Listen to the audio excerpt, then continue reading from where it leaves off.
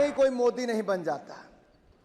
इसके लिए तपना पड़ता है, खपना पड़ता है, जीवन व्यतीत करना पड़ता है। और मोदी जी ने तो अपने जीवन का हर क्षण हर पल देश के लिए जिया है, मां भारती के लिए जिया है। आपने प्रधानमंत्री जी की माता जी का स्वर्गवास हुआ, तब भी उन्होंने उनकी चिता को अग्नि देने के बाद मात्र 2 घंटों के अंदर ही देश के लिए काम करना शुरू कर दिया। इससे बड़ा समर्पण भाव क्या हो सकता है।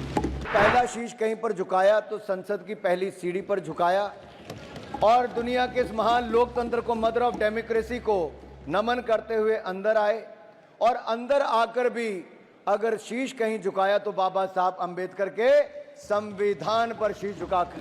माननीय अध्यक्ष महोदय, आप नोटिस दे दो। मैं प्रस्ताव करता हूं कि राष्ट्रपति की सेवा में निम्नलिखित शब्दों में एक समावेदन प्रस्तुत किया जाए कि इस सत्र में संवेद लोकसभा के सदस्य राष्ट्रपति के उस अभिभाषण के लिए जो उन्होंने 27 जून 2024 को एक साथ संवेद संसद की दोनों सभाओं के समक्ष देने की कृपा की है, उनके अत्यंत आभारी हैं। माननीय अध्यक्ष जी, मैं आपका आभारी हूं कि आपने इस अवसर पर मुझे बोलने का अवसर दिया। मैं खुद को सौभाग्यशाली समझता हूं कि इस 18वीं लोकसभा में माननीय राष्ट्रपति श्रीमती द्रौपदी मुर्मू जी के अभिभाषण के धन्यवाद प्रस्ताव पर सर्वप्रथम मुझे अपने विचार व्यक्त करने के लिए मेरी पार्टी ने और माननीय प्रधानमंत्री जी ने मुझे अवसर दिया है। मैं हृदय की गहराइयों से माननीय प्रधानमंत्री जी का बहुत बहुत आभार प्रकट करता हूं, धन्यवाद करता हूं।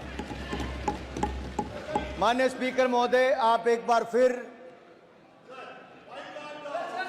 निर्वाचित होकर हमारे सदन के स्पीकर बने हैं। मैं आपको पूरे सदन की ओर से बहुत बहुत बधाई और आपके इस कार्यकाल के लिए शुभकामनाएं देता हूं। बड़ी संख्या में नए सदस्य 18वीं लोकसभा में चुनकर आए हैं। बहुत सारे पुराने भी आए हैं। नए वालों को भी और पुराने वालों को भी सदस्य चुनकर जो आए हैं, संसद के सदस्य बने हैं, आपको भी ढेरों शुभकामनाएं और बहुत बहुत बधाई देना चाहता हूं। माननीय अध्यक्ष जी, 2024 का ये चुनाव नीति, नियत, निष्ठा और निर्णयों पर विश्वास का चुनाव है और जनता ने इस पर मोहर लगाई है। फिर एक बार मोदी जी के नेतृत्व में एनडीए की सरकार बनाई। देश का ये चुनाव ऐतिहासिक जनादेश हमारे यशस्वी प्रधानमंत्री श्री नरेंद्र मोदी जी के पिछले 10 वर्षों के सेवा, सुशासन और गरीब कल्याण के महानुष्ठान पर मोहर है। देश को जरूरत थी एक स्थिर और निरंतर सरकार की और देश ने एक स्थिर, निरंतर और प्रभावी सरकार को फिर चुना है और मोदी जी को फिर देश का प्रधानमंत्री चुना है। ये जनादेश विकसित भारत के संकल्प की सिद्धि के लिए है। यह जनादेश मोदी जी के नेतृत्व में तीसरे कार्यकाल में भारत को विश्व की तीसरी बड़ी अर्थव्यवस्था बनाने के लिए है। यह जनादेश विपक्ष के भय, भ्रम और भ्रष्टाचारी राजनीति पर तमाचा है। यह जनादेश मोदी जी द्वारा चलाए जा रहे सामाजिक न्याय पर समाज की मोहर है। यह जनादेश देश को तोड़ने की नहीं, जोड़ने की राजनीति चलेगी, इस पर मोहर है। यह जनादेश संविधान विरोधियों को लगातार तीसरी बार विपक्ष में बिठाने के लिए जनादेश है। यह जनादेश भारत की सेना, सरहद और सनातन की सुरक्षा का है। यह जनादेश ये भी बताता है कि प्रधानमंत्री नरेंद्र मोदी दुनिया के सर्वाधिक लोकप्रिय नेता हैं, सर्वाधिक लोकप्रिय नेता हैं। और मैं ही नहीं, अब तो दुनिया भर के अनेकों देशों ने सर्वोच्च सम्मान अपने देश का किसी को दिया है तो हमारे प्रधानमंत्री और देश के लोकप्रिय नेता मोदी जी को दिया है।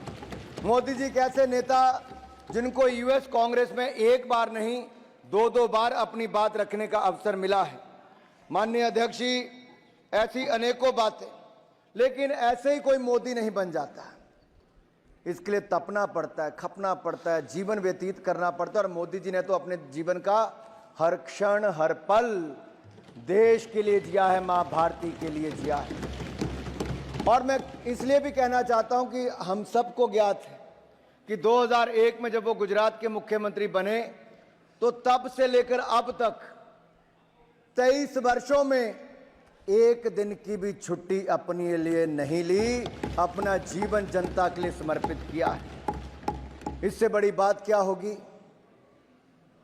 कि अगर किसी के जीवन में दुख का क्षण आता है जब अपनी मां से बिछड़ते हैं, और जब आदरणीय प्रधानमंत्री जी की माता जी का स्वर्गवास हुआ तब भी उन्होंने उनकी चिता को अग्नि देने के बाद मात्र 2 घंटों के अंदर ही देश के लिए काम करना शुरू कर दिया। इससे बड़ा समर्पण भाव क्या हो सकता है। माननीय अध्यक्ष जी, मोदी जी के दिल में जो गरीब और जरूरतमंद के लिए पीड़ा है, हमने वो कोविड के समय देखा है। उनकी नीतियों में, कार्यक्रमों में, सब में नजर आता है कि वो गरीब के लिए कितने चिंतित रहते हैं। और मैं आपको याद करवाना चाहता हूं आपके माध्यम से सदन को, अगर आप 2014 में देखें, मोदी जी जब सांसद बने, देश के प्रधानमंत्री पद की शपथ ली, उसके बाद संसद आए, तो पहला शीश कहीं पर झुकाया तो संसद की पहली सीढ़ी पर झुकाया और दुनिया के इस महान लोकतंत्र को, मदर ऑफ डेमोक्रेसी को नमन करते हुए अंदर आए। और अंदर आकर भी अगर शीश कहीं झुकाया तो बाबा साहब अंबेडकर के संविधान पर शीश झुकाकर उन्हें कहा था, मेरी सरकार सबका साथ सबका विकास करेगी, मेरी सरकार गरीब की, वंचित की, शोषित की, पीड़ित की होगी। और पिछले 10 वर्षों में आपने देखा कि सारी योजनाएं उस दिशा में चली और जो पुराने नारे देते थे, गरीबी हटाओ, गरीबी हटाओ, इनके नारे ही रह गए। लेकिन मोदी जी की सरकार में 25 करोड़ गरीब गरीबी रेखा से बाहर निकल कर आए। मल्टी डायमेंशनल पॉवर्टी इंडेक्स के ये बड़ा आंकड़ा देखने को मिलता है। और मैं आपसे कहना चाह रहा था कि जो कोविड के समय हुआ, पिछले 100 वर्षों में दुनिया ने सबसे बड़ी त्रासदी तब देखी। भारत ने भी संकट को झेला और मैं भी उस समय सरकार का हिस्सा था। और मुझे याद है आज भी प्रधानमंत्री नरेंद्र मोदी जी ने जो पहली बात कही, वो ये कहा कि देश के गरीब का थाली खाली नहीं रहनी चाहिए, उसका पेट खाली नहीं रहना चाहिए, उसके लिए अन्न की व्यवस्था करनी है। तो प्रधानमंत्री गरीब कल्याण अन्न योजना लेकर आए और 80 करोड़ लोगों को मुफ्त में अनाज दिया, तो मोदी सरकार ने दिया है और आज वो देश के कोने कोने तक पहुंचाया है। उस समय दुनिया भर में जो डिलीवरी मैकेनिज्म था वो रुक गया था, लेकिन उसके बावजूद हमने देश के हर कोने तक अनाज पहुंचाया। वो बात अलग है, कुछ राज्यों में अपनी मोहर लगाकर लोगों ने वो सब काम किया। मैं एक और कहना चाहता हूं, कोविड के समय बहुत जरूरी था, प्रधानमंत्री जी ने कहा जान भी जहान भी, और जान बचाने के लिए हर संभव प्रयास किए।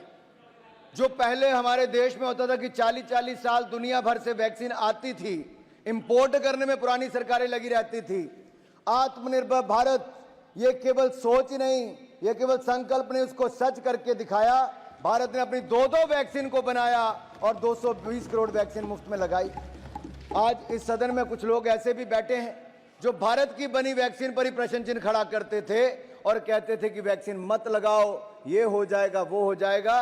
अरे भारत के लोगों ने वैक्सीन तो लगाई ही, दुनिया के 157 देशों को दवाई और वैक्सीन देने का काम वैक्सीन मैत्री में किया, तो हमारे भारत ने किया है। मैं विकसित भारत पर कुछ जरूर कहना चाहूंगा, क्योंकि ये जनादेश है 2047 तक भारत को विकसित भारत बनाने के लिए। और इस यात्रा में हम चाहेंगे कि विपक्ष का भी पूरा सहयोग मिले, हम अपने देश को विकसित राष्ट्र बनाएं।